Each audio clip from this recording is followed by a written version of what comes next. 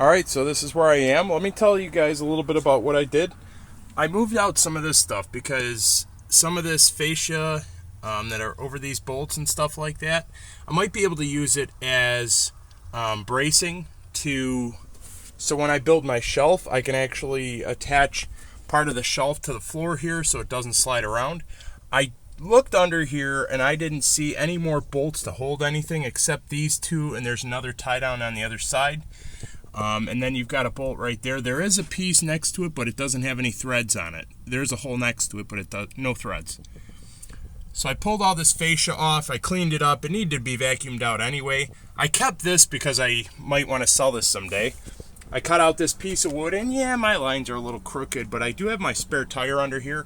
I'm going to put this on a hinge so I can lift it up at some point if I need to change a tire. I'm also going to put some bracing down here because it is a little bit wobbly. So I'll either put another board under there or some bracing for the ground. I don't know how I'm going to do the bracing yet. I don't think there's enough room in this upper side corner to put a foot or anything like that, like a table leg to stick it down to the ground.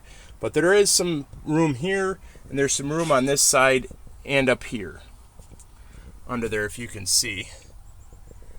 This is 48 inches deep. I measured it correctly, so it's 48 inches long from the back of the chairs up there to the edge right there, and then another 48 inches from here to here, from this whole length, and the entire width of this is about 29 inches. So give me 1 second, I'll pull this up and I will shoot another video to show you guys what I did with the heater vent.